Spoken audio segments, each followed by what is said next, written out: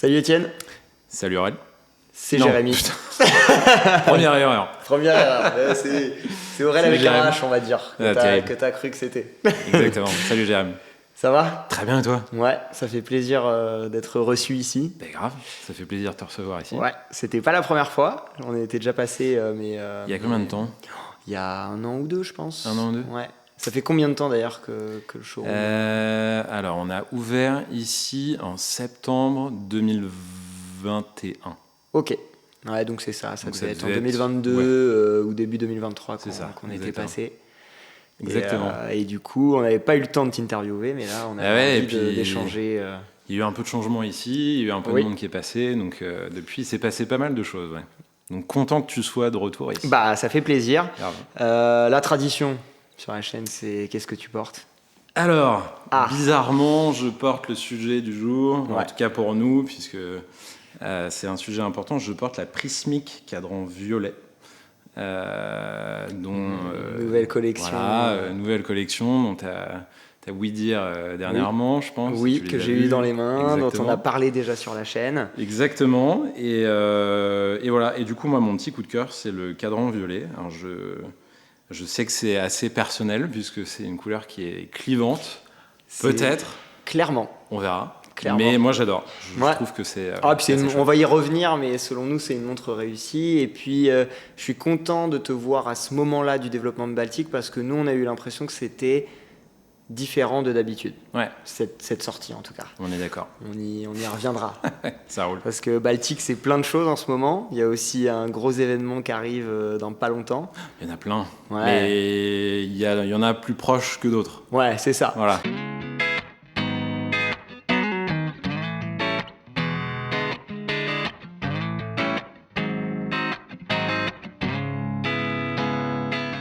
Juste pour revenir sur le showroom, parce que je pense que c'est important que les gens... nous, on est revendeurs, ils viennent nous voir, Tout à fait. mais ils peuvent aussi vous voir du coup à Paris.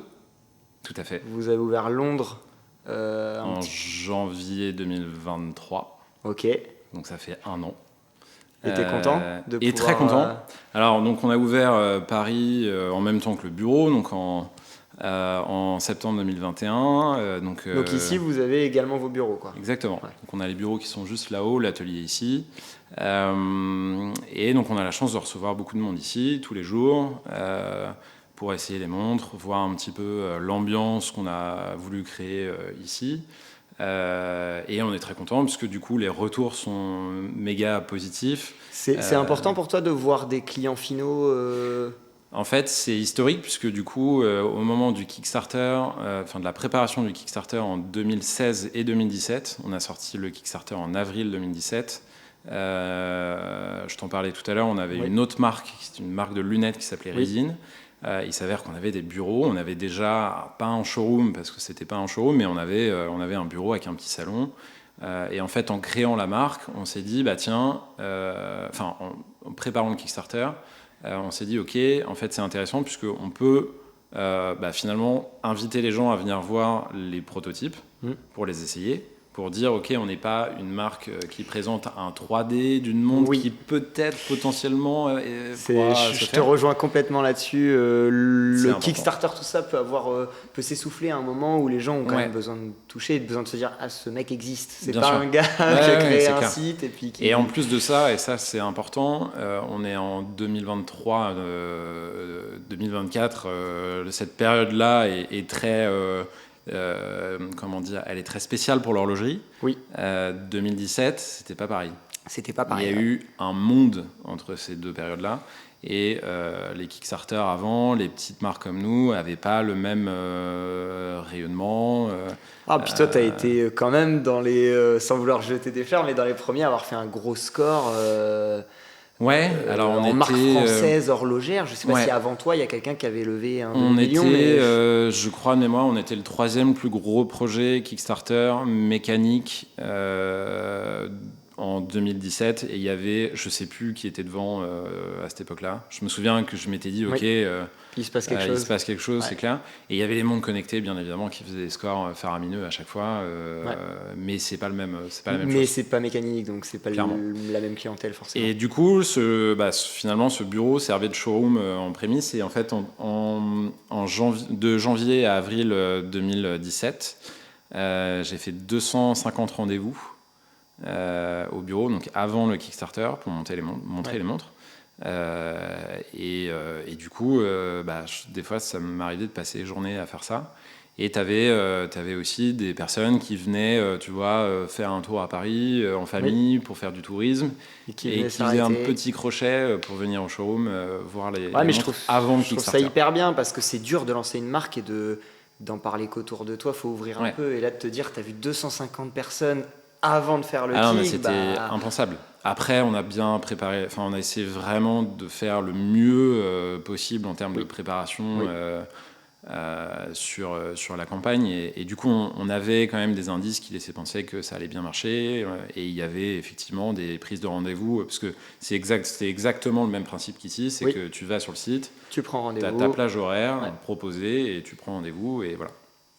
Donc, si tu veux, ce showroom, c'est un peu aussi la base de ce qu'on a fait déjà dès le début. Oui, ça va dans ta façon de faire les choses. De pouvoir montrer la marque. Donc, on a fait ça tout le temps depuis le début, depuis ces 7 dernières années. Du coup, en 2022, on a poursuivi, en décembre 2022, janvier 2023, on a poursuivi en ouvrant Londres, qui est une nouvelle aventure. Et on est super content du résultat. Baudouin qui gère le showroom, bonjour à lui. Oui, il était passé nous voir d'ailleurs à la boutique, très sympa. Qui gère le showroom à Londres est ravi parce qu'il y a du monde tout le temps. On a une vraie petite communauté horlogère à Londres qui est très dynamique, donc ils viennent. Souvent, on fait des apéros, on fait des présentations de marques. Et puis ça marche bien aujourd'hui dans ce créneau de marque-là. Nous, on voit les after-work qu'on peut faire à la boutique. C'est une petite communauté, donc au final, on aime bien prendre une petite bière ensemble, discuter des nouveautés, discuter de tout ça. Et voilà, ça nourrit un petit peu tout ce qu'il y a autour de la marque et de l'horlogerie en général, donc c'est super. Et tu vas remonter partout alors des showrooms écoute, si on peut, peut-être. Puisque du coup, là, il y a Paris et Londres, c'est bien, mais du coup, on va à New York en juin, donc c'est mieux.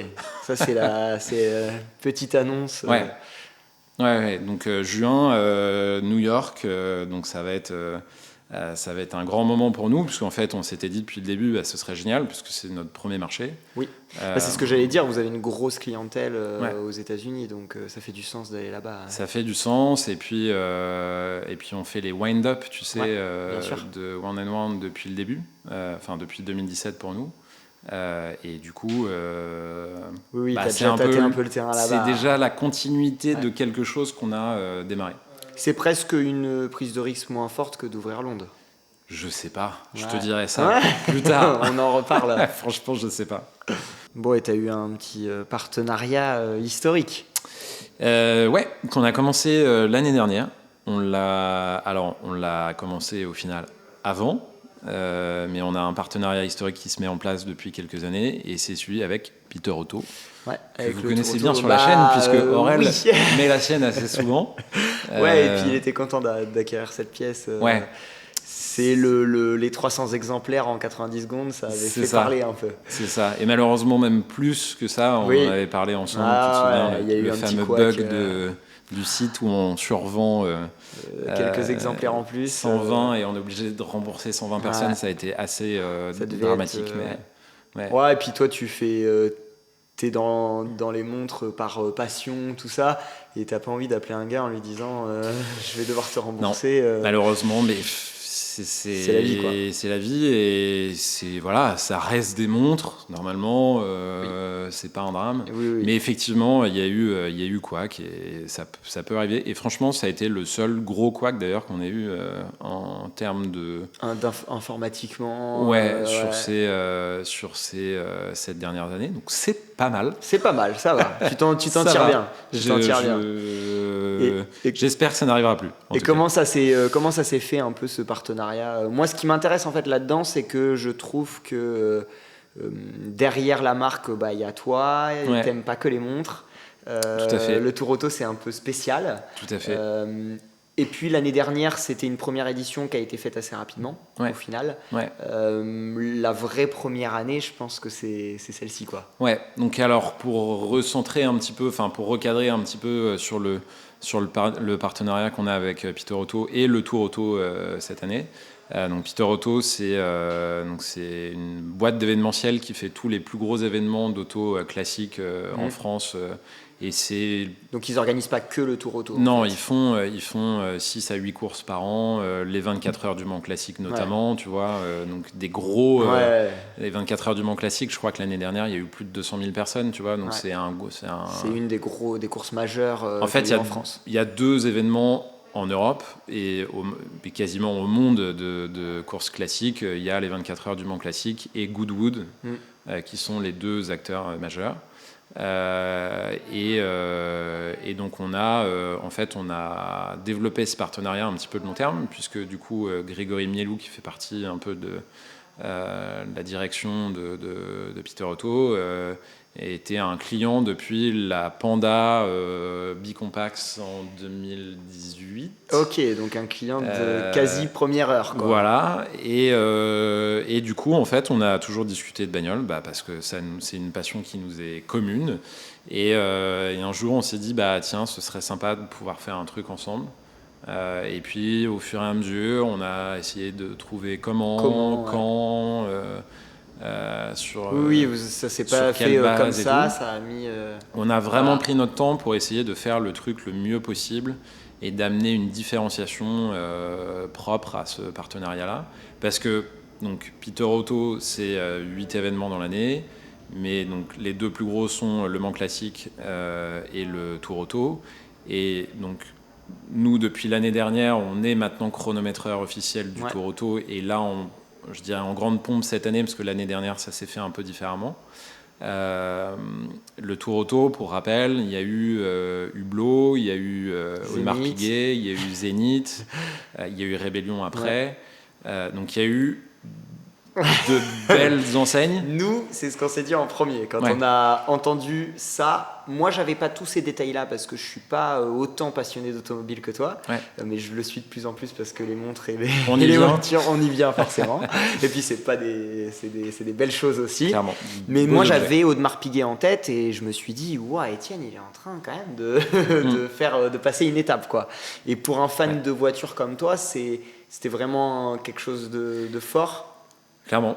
Tu vois, en fait, si tu veux, donc pour moi, l'horlogerie a toujours pris une place prépondérante dans ma vie parce que je suis tombé dedans via la collection de mon père que j'ai malheureusement pas connue parce qu'il est décédé quand j'avais 5 ans, et donc ça m'a mis vraiment, sa collection m'a mis dans l'horlogerie. Mais mon père collectionnait les appareils photo parce qu'il était photographe, les montres parce que c'était sa grande passion. Et en fait, il collectionnait les bagnoles aussi. Et depuis que je suis gamin, quand j'allais chez mes grands-parents du côté paternel, on allait toujours traîner dans le garage du bout de la rue parce que c'était un pote de mon père, et que en fait, je suis toujours un peu gravité autour de ça. Et si tu veux, ce truc-là, ça m'a toujours collé à la peau aussi. Mais bien évidemment, comme un gamin, comme 80%, 99%, j'exagère bien évidemment, mais des gamins qui adorent les bagnoles. Moi, j'étais pareil sur mon petit tapis, sauf que c'est resté comme les personnalités de passionnés, et tu sais ce que c'est. Ça colle à la peau, ça colle à l'esprit. Surtout quand la passion, elle vient d'aussi loin, quoi. Quand c'est transmis par de génération. Mais c'est pas une histoire originale du tout, mais ça n'a pas besoin d'être original, mais au moins c'est authentique, et il n'y a pas plus logique à comprendre. Ouais, c'est clair. Et là, en plus d'arriver à lier les deux, parce que Baltic a été une réussite. Tu as eu un beau développement en tout cas. Bien sûr. Et là, nous, on te suit aussi à titre personnel, et puis on te voit avec les voitures, tout ça. Et quand il y a eu ça d'annoncé, je me suis dit, il lit 2 choses qui sont importantes pour lui, quoi. En fait, j'ai toujours trouvé dans l'horlogerie que la façon, le prisme, si je puis dire, oui. Et la façon d'amener les histoires ont toujours été assez particulières, et je trouve que l'horlogerie et l'automobile ont vraiment un point de rencontre assez évident. Oui. C'est les mêmes gens, on aime en général les mêmes choses, et il y a vraiment cet aspect mécanique, de design et de mécanique, design, objet, il y a vraiment un pont évident. Et si tu veux, étant passionné de ça, et passionné d'horlogerie aussi, et aujourd'hui c'est notre métier, c'était, je dirais, logique et aussi un souhait profond d'essayer de lier les deux. Oui. Donc le partenariat avec Peter Otto, on ne l'a pas fait tout de suite parce qu'on attendait le bon produit pour le faire. Oui. On a mis du temps à faire cette Tricompax qui était Donc en fait, la Tricompax, c'est né du fait que dans la tête, tu avais ce partenariat ? C'est né en premier du fait de vouloir faire un chrono automobile. Oui. Ce qui était déjà le cas en 2019 avec la deuxième sortie, parce que oui. tu vois, ça a été direct le truc qu'on voulait faire. Parce que tu avais ça en toi. Voilà, on avait ça, et tu vois, au final, ça, voilà, c'était toujours là. Mais on voulait pas refaire la même, on voulait aller plus loin, donc c'est pour ça on a mis beaucoup d'efforts dans ce produit-là, parce que du coup tu avais la Tricompax, mais tu avais les 2 petits stopwatch qui allaient avec, tu avais tout le package, et on a vraiment essayé de faire un truc différent. Ouais. Ce coffret, pour avoir le retour boutique, ce coffret, il a fait plaisir. Vraiment. C'était vraiment une étape supérieure pour nous, et on a vraiment essayé de juste faire une déclinaison en se disant énième déclinaison. Voilà. Fallait une vraie sortie. Fallait célébrer un peu l'événement. Donc on a fait ça pour Peter Otto, pour les 10 000 tours du Castellet, et c'est parti très vite, en effet. Et du coup, ça c'était un peu le test pour la suite, puisque du coup maintenant on est donc chronométreur officiel du Tour Auto. On sort une montre pour le Tour Auto, signée Tour Auto. Et on pense vraiment avoir fait un beau truc. Ok. Pareil, c'est un pack, donc il n'y a pas juste une montre. Ouais. Ce sera limité, ce sera plus... Un peu plus d'exemplaires que la première. Il y a un petit peu plus de volume, parce qu'on a voulu penser à deux catégories de nos clients sur ce chrono. Et puis quand la première part en 90 secondes, tu te dis est-ce que j'en fais pas un petit peu plus pour qu'il y ait plus de Bien évidemment, et en même temps, très sincèrement, la Tricompax, on l'a déjà intégrée maintenant à la collection. Donc si tu veux, peut-être qu'on n'aura pas le même engouement, c'est très possible, ce qui semblerait tout à fait logique. Oui, la première peut faire toujours plus de bruit. Bien après, sûr. Mais là, en fait, on a pensé donc à nos clients, bien évidemment, pour en faire plus, pour essayer de rendre cette accessibilité plus facile. Et les concurrents du Tour Auto, qui représentent 500 personnes et qui seront très satisfaits potentiellement, je l'espère en tout cas, de pouvoir repartir avec un petit souvenir du Tour, puisque tu as deux pilotes par voiture, un pilote, un copilote, et il y a 250 voitures. Donc 500 membres d'équipage. Donc 500 pièces. Ouais. Voilà. Et ça a été pareil, ça a été un gros travail pour les à côté, parce qu'au final la Tricompax on l'avait déjà, donc on a bien évidemment travaillé. Là c'est un peu plus facile c'est une déclinaison quand même. Pour moi c'est pas c'est pas, franchement, vu la différence avec les premiers sur les stopwatch Ah oui, c'est là-dessus que tu as travaillé. Et alors sur le stopwatch, et du coup la petite pocket watch qui viendra, donc le vrai set dashboard original que tu peux retrouver dans les donc on n'aura pas la vintage. Double stopwatch. Tu auras la double mais pas stopwatch. Il n'y en aura qu'un.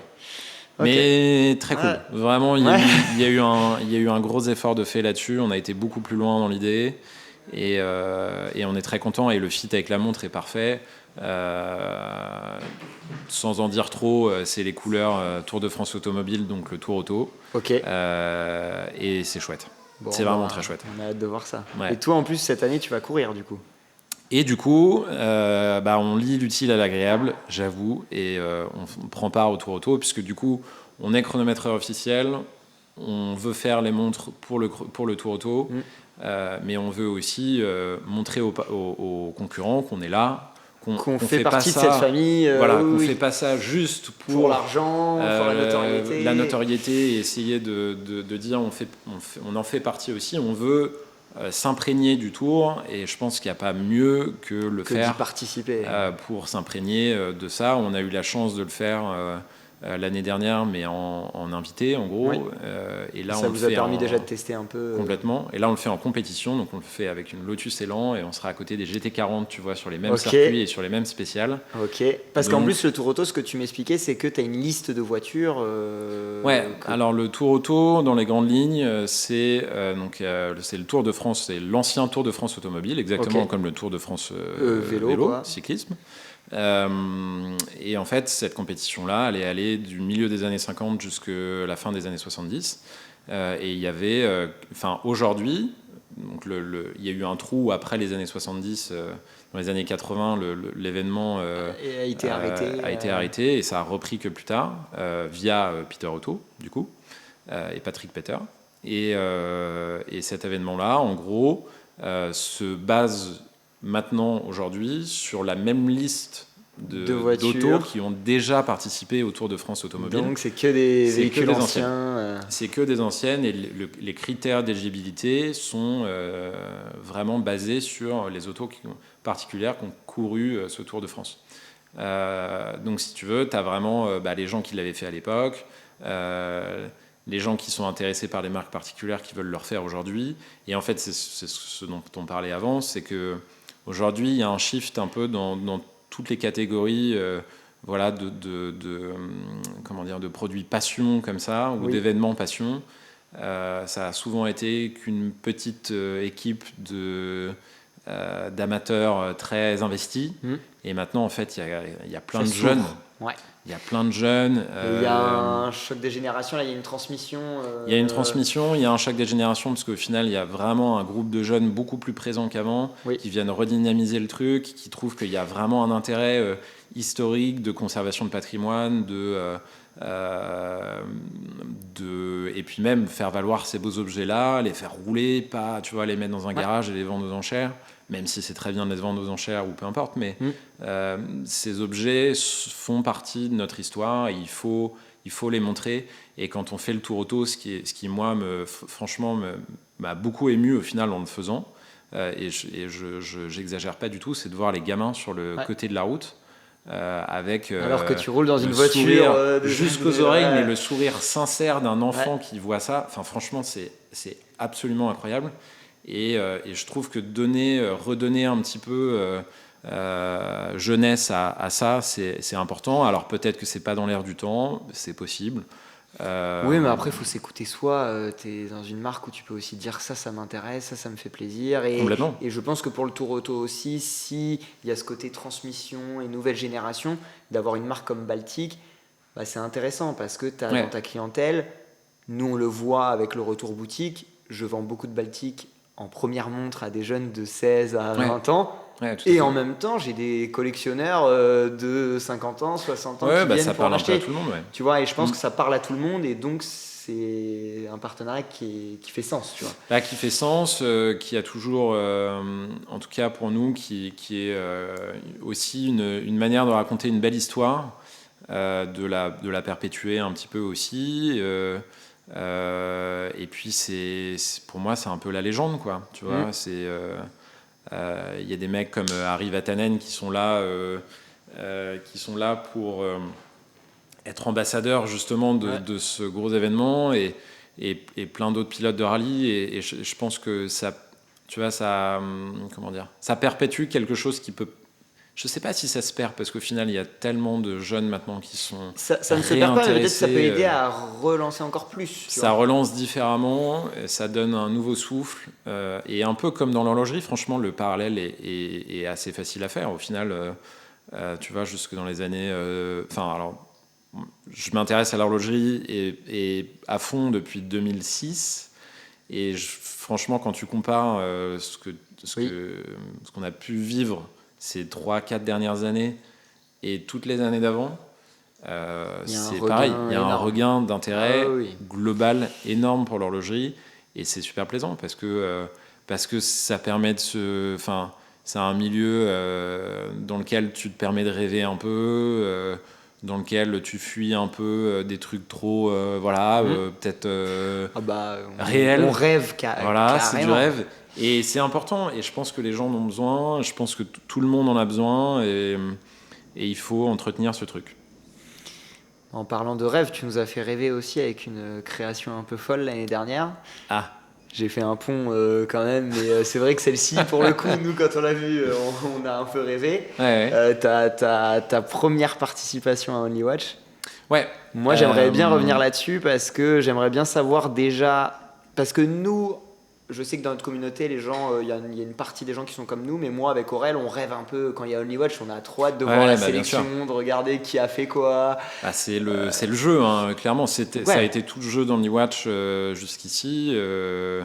Moi, le fait de pouvoir participer à ça, l'ayant regardé de loin sans avoir l'idée un jour d'en faire partie, bien évidemment, parce que sans avoir l'idée un jour de faire une marque horlogère déjà. Ah oui, déjà. Donc et puis quand bien même tu as créé ta marque, c'est pas le type de marque, la typologie de marque qu'on voit de suite à Only Watch. Et je pense que même après 3 ou 4 ans où Baltic marche bien, je pense que même là, tu te disais pas je vais faire Only Watch. Ah ouais, non, mais ça a été c'est une claque, hein, clairement. Faut dire ce qui est. Et en fait, on a été mis en lien avec Luc finalement assez peu de temps avant la vente de 2021. Oui, parce que je disais première participation, en fait c'est la deuxième. Il y avait eu un chrono monopoussoir. C'est ça. Et donc on a essayé de faire un peu ce qu'on pouvait dans le temps imparti. Donc on a sorti ce premier chrono monopoussoir donc en 2021. Et je crois qu'on était la première. Je réutilise ce fameux terme. Micro-marque du coup à faire partie d'Only Watch à l'époque. Il y avait le côté horloger indépendant, il y avait le côté grosse marque, mais micro-marque dans ce sens-là il n'y avait pas. Alors au final dans micro-marque je veux dire effectivement donc il y a des structures qui étaient peut-être même plus petites que nous à l'époque qui participaient déjà, mais effectivement c'était un indépendant suisse, peut-être pas avec les mêmes prix, peut-être pas avec le même en gros nous on a été la première marque internet vulgairement pas cher. Oui, voilà, non, mais c'est vrai, c'est clairement ça. C'est avec un panier moyen en dessous des 1000 €, il y en avait qui pas. Qui est complètement différent du reste. Et du coup, pour cette deuxième édition, vous avez pu mettre la barre un peu plus haut. C'est le but d'Only Watch aussi. Alors tu peux pas mettre la barre plus haut tous les ans indéfiniment parce qu'à un moment donné c'est chaud. Mais voilà, on a voulu faire gros pour le deuxième. Et pour ça, quoi de mieux qu'un quantième perpétuel. Moi, c'est une complication qui m'a toujours fait rêver. C'était mon quantième perpétuel, c'est mon Graal dans l'horlogerie. Ça a toujours été une complication qui m'a beaucoup parlé parce que mon Graal horloger est un quantième perpétuel tout simplement. Et je voulais faire ça. Faut que tu nous dises lequel c'est quand même. 3940 Patek.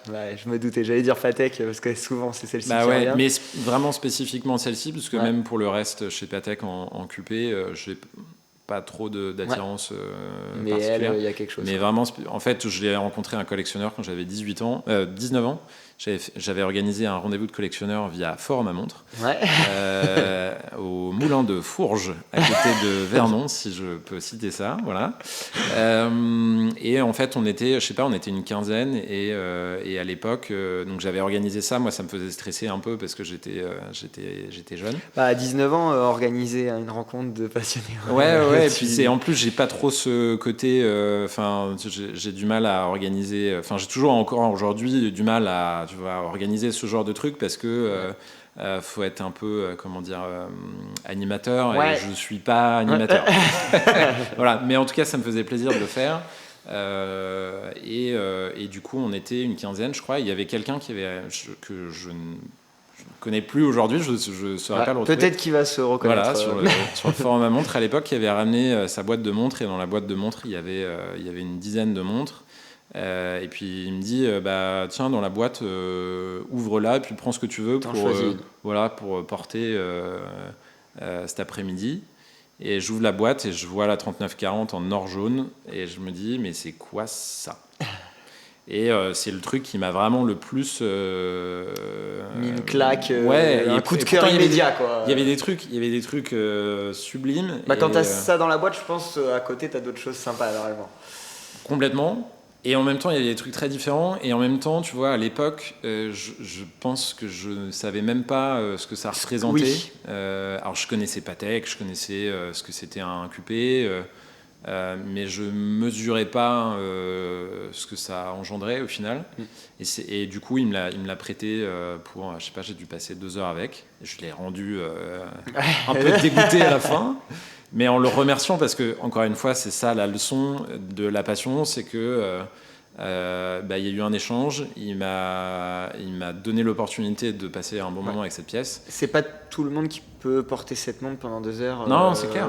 Et du coup, ça a mis une graine, graine quelque part. Cette graine a germé, puisque du coup, j'ai eu la chance de m'en acheter une il y a quelques temps, et j'en profite. C'est trop cool. Beaucoup. Voilà.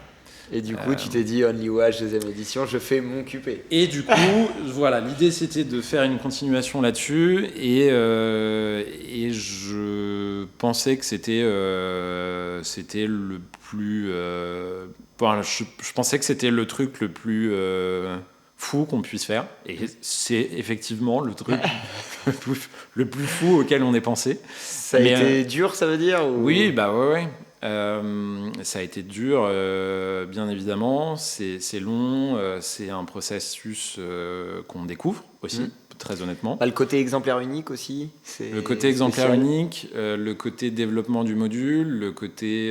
Vous avez travaillé avec qui pour le développement du Emmanuel Boucher, qui est quelqu'un de formidablement prodigieux dans ce qu'il fait. Mais l'occuper, c'est long, et si tu veux, on a eu 2 ans pour le faire, ce qui est une période assez courte. C'est court, ouais. C'est très court. Et au final, on est très content du résultat. Et donc là, entre Only Watch, entre le report Only Watch et aujourd'hui, les pièces sont toujours, parce que ça prend du temps, clairement, les pièces sont toujours en train d'être finies. Et du coup, on a eu de rares occasions au final de les voir et de les porter nous-mêmes. Oui. Et donc on espère. J'espérais qu'elle soit là aujourd'hui. J'aurais bien voulu. Et je sais que c'est compliqué. Finalement, et tu tombes à peu de temps, peu de jours. Ouais. Et Et voilà, ça a été un projet compliqué. Et c'est génial d'avoir pu faire ça. Enfin, là, c'est le début d'une histoire aussi, parce qu'on ne voulait pas faire un one-shot. Ouais. Et on va perpétuer sur cette base-là. C'est par rapport au Baltic Experiment que tu parles ? C'est par rapport à ça. C'est un projet qu'on continue, bien évidemment, comme je t'expliquais un petit peu juste avant. Mais avec le report d'Only Watch, c'est aussi un projet qui prend plus de temps. Sur lequel nous, en tout cas, on prend plus de temps. Oui, et puis t'es pas pressé là-dessus, c'est pas comme... Pas pressé, pas de... Voilà, on se concentre aussi et on veut pas... parce qu'il y a eu, à un moment donné, j'ai vu aussi de temps en temps que les gens pensaient qu'on allait s'orienter du coup que sur ça, que voilà, la fuite vers l'avant, du coup, t'as l'impression qu'on va faire que des QP. Dans le développement d'une marque, on peut se poser ces questions-là. Bien sûr. Quand tu commences à changer tes mouvements, quand tu commences à faire un QP, légitime. C'est légitime, les gens se posent des questions. Bien sûr, et puis les gens ne sont pas dans le secret des dieux, et on n'a pas l'occasion de communiquer beaucoup sur ce qu'on fait en interne, donc c'est normal. Sûr. Mais bien évidemment, je veux dire, tous ces projets-là restent des annexes, restent des projets parallèles, restent des folies. Un peu aussi de temps en temps. Clairement une folie. C'est bien d'en avoir, parce qu'en fait pour nous ces folies-là, elles entretiennent une flamme, un truc qui. Alors je dis pas que les projets entre guillemets du quotidien, ce qu'on fait dans l'année, n'entretiennent pas la flamme, bien évidemment, mais ces folies-là nous permettent un peu aussi d'aller voir autre chose, d'avoir d'autres expériences. De s'entraîner aussi parfois. De s'entraîner, absolument. Only Watch, nous on l'a vu, j'ai pu en discuter avec Andrea et Julien, il y avait ce côté-là aussi, de se dire je sais pas ce que ma marque sera demain, participer à ça et faire un exemplaire unique peut me permettre de me tester. C'est une bonne occasion de se dire tiens, je vais essayer de faire ils ont fait un quantième aussi. Ouais, c'est clair. Ouais. Pour la postérité, tu vois, la postérité de la marque, j'entends, pour la folie, pour ça. Et en fait, c'est ça qui est génial avec Only Watch, je trouve. C'est ce côté, là, c'est un exercice du coup mondial de je fais ce que je veux. Ouais. Non, mais c'est vrai. Hein. Et c'est trop bien de pouvoir participer à ça. Alors, je suis conscient que tout le monde ne peut pas le faire, et malheureusement, aujourd'hui, il y a tout ce qui se passe aussi autour de ça. Mais pour nous, ça a été vraiment une carte blanche qu'on aurait de toute façon, franchement, jamais fait sans ça. Et aujourd'hui, au final, on est très content, même si l'avenir seul nous dira bien sûr où ça va vous mener. Mais rien que là, ce que vous avez pu faire grâce à ça, trop bien. C'est déjà une chance. Ouais. Et quand tu parlais de Baltic Experiment, est-ce que tu peux, parce qu'on se demande un peu, nous, de l'autre côté, qu'est-ce que c'est exactement ? Est-ce que tu peux nous donner un peu et leur donner des éléments de qu'est-ce que ça va être Alors ça, je vais pas dire grand-chose parce que justement, c'est encore trop frais, clairement. Non, pour donner une idée générale, ça pourrait être sur base de produits qu'on connaît déjà, mais peut-être d'autres matières. Ok. Matières plus nobles. Peut-être plus nobles. Ouais. Sur des mouvements peut-être plus anciens, par exemple, si tu me vois venir. Et aussi des complications ou des développements que vous ne feriez pas en série qu'on ne ferait pas en série non plus, sur lesquels on pourrait tenter des trucs. Mais c'est hyper bien de pouvoir faire cohabiter ça avec une collection. En fait, si tu veux, ça a toujours donc été un petit peu dans notre démarche de faire ça. Alors peut-être que certains se poseront la question de la cohérence. La cohérence, chez nous, on est obsédé par ça depuis le début. Donc c'est pour ça qu'on a toujours essayé dans toutes les collections d'avoir une cohérence vraiment de A à Z. Déjà, d'avoir une marque qui utilise le même boîtier pour quasiment toutes ses montres, c'était... la même forme de boîtier pour avoir donc les bracelets qui s'interchangent entre chaque boîtier. Mais ça, c'était important. Et puis, même, c'est pour vraiment faire en sorte que les montres soient reconnaissables, que tu aies une forme que tu puisses reconnaître assez instinctivement. Mais, encore une fois, pour toujours te laisser un petit peu cette folie, pour... te laisser une possibilité, Baltic Experiment, de la même manière que Only Watch, du coup, c'est une sorte de badge qui fait que, si c'est Experiment, ça veut dire que les gars avaient envie de tester un truc. Bien sûr. Et puis ça peut aussi vous aider à nourrir la collection après. Bien sûr. Les deux peuvent s'alimenter. En fait, faut voir ça comme une animation. Où de temps en temps on vient faire un truc qui est totalement déconnecté du reste, et c'est pas pour ça que ça traduit une direction qu'on va prendre. Tu vois, tout à l'heure tu parlais de virage, et quand je te disais est-ce que ça c'est un virage et que je te disais non, le virage pour moi ça veut dire que tout va dans la même, vire dans le même sens. Et du coup là sur Experiment, sur ça par exemple, on va y venir parce que Only Watch, c'est des pas de côté, c'est des expérimentations, c'est des animations qu'on a besoin pour nous, pour les gens, pour une petite partie de nos clients, pour le public, pour essayer aussi de nourrir quelque chose, nourrir une énergie. Je pense qu'on a besoin de ça. Et ce qui nous fait aussi... de temps en temps, ce qui nous donne un regard différent sur les collections permanentes, ce qui nous permet aussi de... Sinon, tu es peut-être un peu comme ça, quoi. Ouais, je pense. C'est important. Et tu sais, il y a des... Moi, tu vois, ma collection de montres personnelles, alors je les porte souvent, bien évidemment, mais si tu regardes sur une année, au final, ça fait pas beaucoup. Je porte que des Baltic tout le temps, parce que j'ai besoin de comprendre. J'ai besoin de voir quand il fait noir, j'ai besoin de voir quand il est chien-loup, j'ai besoin de voir le matin, le midi, ici en intérieur comme ça, dehors quand il fait du soleil. J'ai besoin de voir les montres dans toutes les tester dans plein de voir comment elles réagissent et tout. Et oui, toi, c'est au-delà de les porter parce que tu es l'ambassadeur numéro 1 de la marque, c'est aussi même pour toi dans ton truc. C'est vraiment de comprendre la montre, de comprendre le design, de comprendre le produit.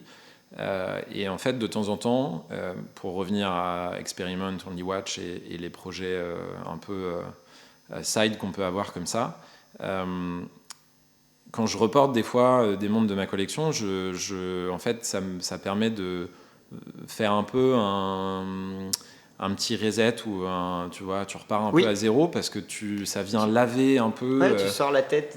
Tu sors un peu la tête et en même temps, tu as besoin d'être dedans, mais en même temps, tu as besoin de te sortir la tête de ça. Et donc, s'intéresser aux montres d'ordre général, donc la passion de la montre et la passion de ces objets-là, et le reste, donc collection perso, etc., ça permet de se sortir de ça et de revenir sur les collections permanentes en ayant une vision un tout petit peu différente peut-être.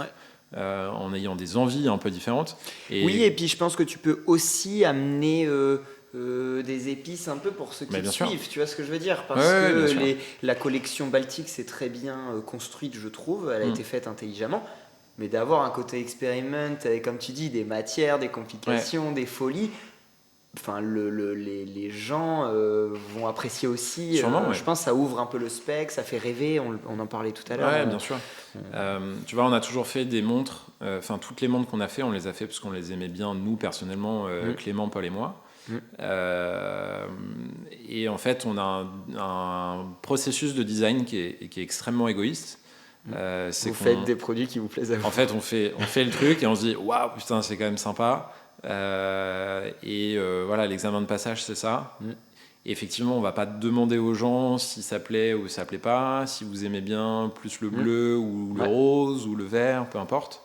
On essaie vraiment de juste s'écouter soi-même et de se dire ok, si potentiellement ça nous plaît à nous trois, a priori ça devrait plaire à du monde. Peut-être. Et ça a toujours été ça depuis le début. Depuis le début, cette boîte, c'est aussi franchement, c'est une aventure de potes formidable avec Paul et Clément. Et on est, tu vois, du coup, on entretient ça aussi. Et quand on fait un truc, on le fait pour nous. Et c'est du plaisir, et en prenant du plaisir, je pense que tu bosses bien aussi, peut-être pour les gens qui regardent. C'est que des montres, c'est que de la passion. Si en plus il y a de l'amitié, bien sûr. Nous on le voit encore une fois avec la chaîne, la boutique, de rencontrer des gens qui sont derrière les marques. Et souvent, quand il y a de l'affect, de l'amitié, quand il y a une passion, comme tu disais, qui vient de très loin. On est des enfants devant les montres. On est tous des gosses. Clairement. Clairement. Je pense que. Mais tant mieux. Enfin, tu vois, si on a l'occasion de bosser dans un truc qui nous fait rêver et qu'on a toujours cet esprit de gosse, tu vois, c'est toujours un peu ce que tu cherches chez ton oncle, tu vois, cet oncle dans la famille qui est toujours un peu un gosse, et voilà, ça fait plaisir. Tu vas devenir cet oncle. Peut-être. Et pour rebondir sur Only Watch, parce que bon, il y a une sortie qui est, on l'a dit au début de la vidéo, qui est en cours, qui a été annoncée il n'y a pas longtemps, qu'on a eu la chance d'avoir dans les mains avant la sortie, qui moi m'a de suite fait penser à Only Watch. Alors au-delà de la voir avant la sortie, tu nous avais fait le plaisir. Petit teasing. Je fais de la promo pour nos afterwork, tu m'en voudras pas. Mais quand on a fait l'afterwork en novembre, vous étiez venu avec Clément avec la prismique au poignet. Nous, ça nous a permis de digérer un peu cette pièce. Je trouve d'abord qu'il y a des similitudes avec Only Watch, et nous on l'a vu un peu comme un petit bébé d'Only Watch, quoi. Et aussi, je trouve, quand on parlait tout à l'heure de virage, mais qui n'en est pas un, qui est plutôt un pas de côté, que cette collection, elle est différente de ce qui a été fait avant sur Baltic sur plusieurs points. Moi, mes points, c'est dans l'attention qu'il y a eu dans le cadran, pas vraiment dans l'attention, mais il y a eu des détails qu'on ne retrouvait pas habituellement ou qui ont été poussés un peu plus fort dans le boîtier, dans le cadran. On a la première 3 aiguilles Baltic avec un mouvement suisse. C'est ça. Tout ça, et le fait tout à l'heure que tu disais qu'il y avait une cohérence dans les boîtiers d'adaptabilité de bracelet qu'on ne retrouve pas forcément ici. Comment est-ce qu'elle est venue, cette collection un peu comme tout ce qu'on a évoqué précédemment, c'est un pas de côté. Il y avait envie de tenter quelque chose de différent. Il y avait envie de sortir un peu du cadre. Ça fait 7 ans, donc 7 ans, c'est encore une fois, c'est court et long à la fois. Et on voulait un peu pour plusieurs raisons sortir de la forme des Baltiques qu'on peut connaître jusqu'ici.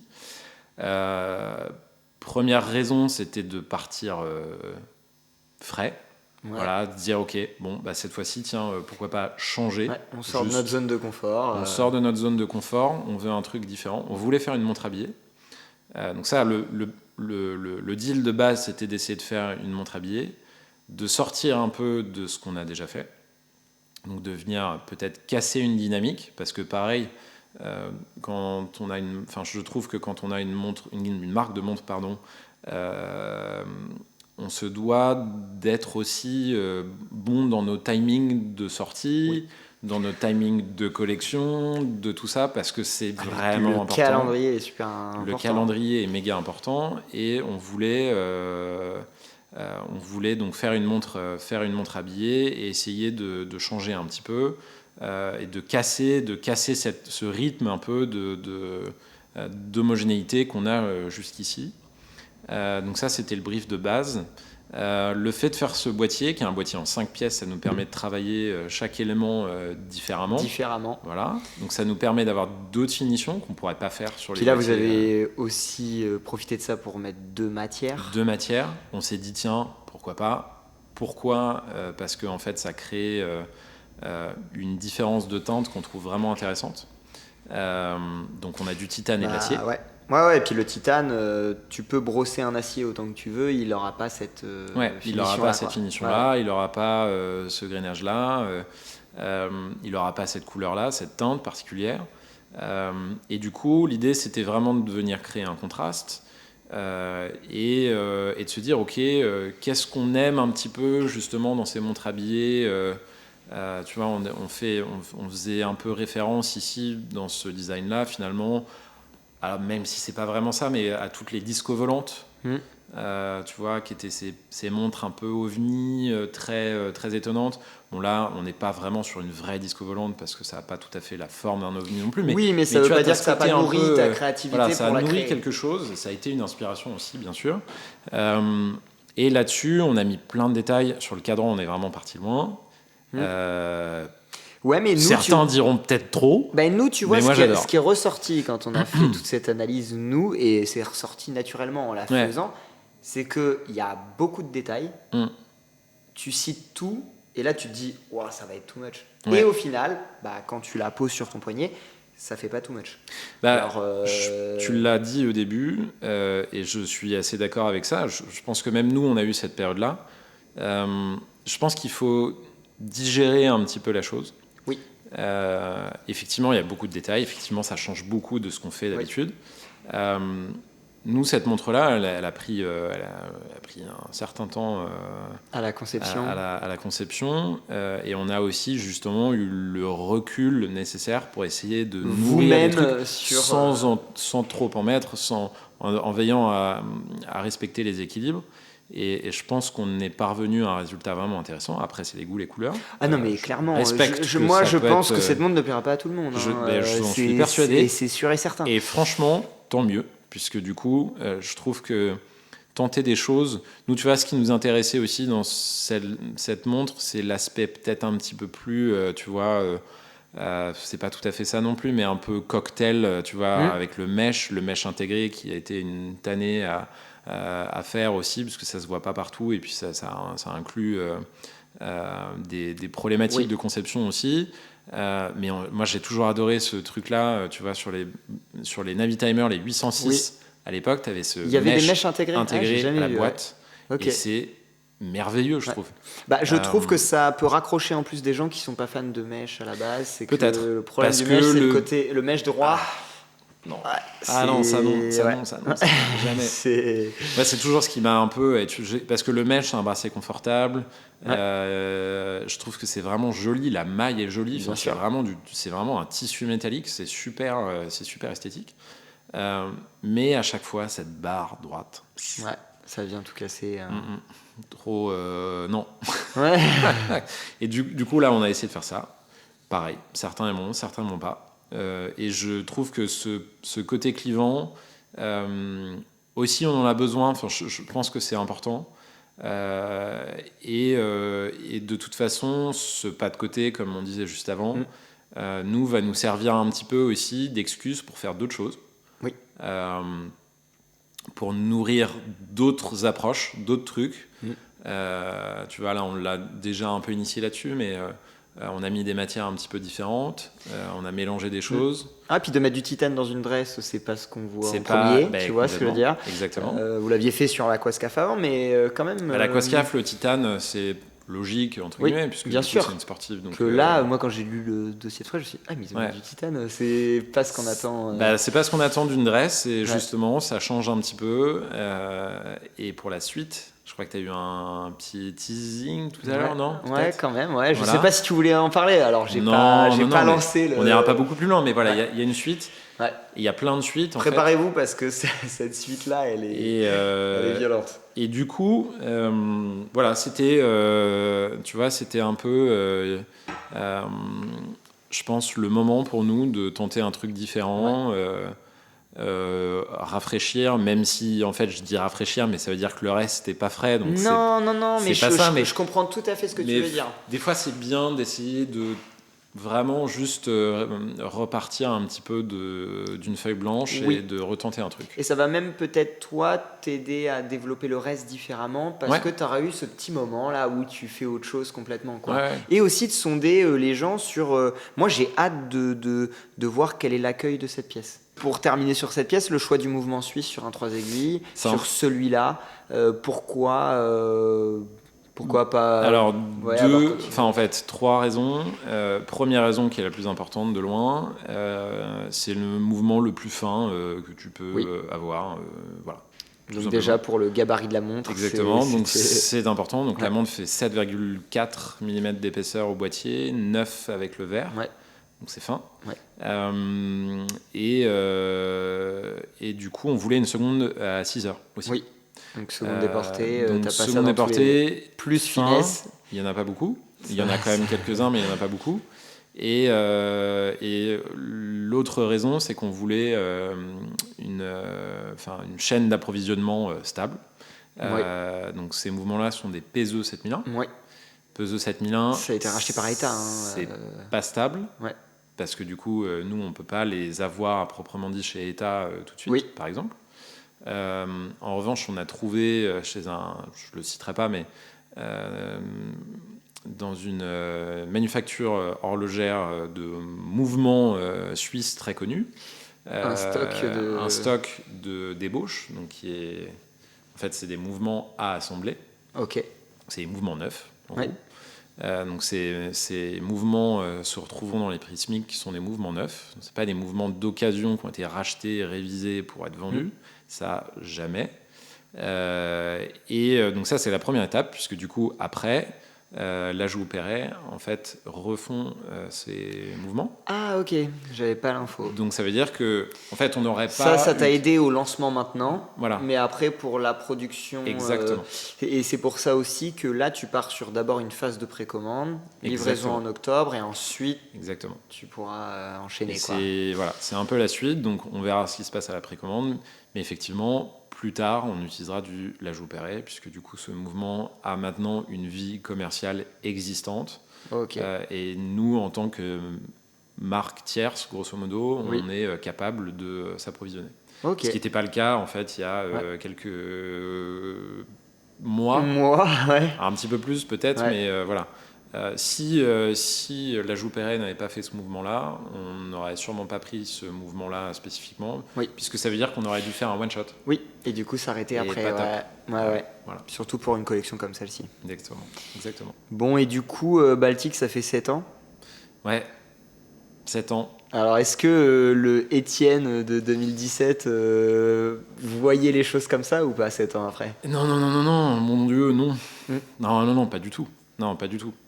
Pas du tout. On a à 3 fait cette marque toujours au jour le jour, un peu. En fait, ça m'a toujours... j'ai toujours voulu travailler dans l'horlogerie quand j'étais gamin. Tu te faisais pas des grandes projections. Tu as fait petit à petit. Ce que je te disais tout à l'heure, je suis plutôt... comment dire J'ai essayé de garder les pieds sur terre. Et je dis pas que je décolle, parce que là, ça fait le mec décolle déjà, c'est un peu bizarre. Jamais j'aurais imaginé en arriver là, entre guillemets. Je suis quand même obligé de me pincer le matin pour me dire tiens, c'est marrant, mais voilà, t'as de la chance, profites-en, ça durera peut-être pas toute une vie, donc oui, d'avoir conscience que c'est cool ce qui t'arrive, quoi. Ouais, complètement. Après, je suis plutôt de nature pas pessimiste, parce que c'est pas tout à fait ça, mais j'essaie de toujours voir le verre un peu vide. Pour mieux essayer, le remplir. Voilà, essayer tant bien que mal de faire mieux. Et ce que je te disais tout à l'heure, tu vois, des fois j'ai des gens qui me disent c'est une belle réussite, et je suis pas d'accord avec cette phrase. Pour moi, une belle réussite, c'est quand c'est fini. Oui. Et je pense qu'on est très très loin d'avoir fini, et on est encore très loin de considérer que c'est une réussite. Je pense qu'on a encore du chemin. On a encore plein de choses à apprendre, on fait encore plein de choses moyennement ou mal peut-être. Donc tu vois, il y a encore du boulot. Le seul truc que j'ai envie, c'est d'essayer déjà de s'amuser, parce que je travaille un peu comme ça, j'avoue.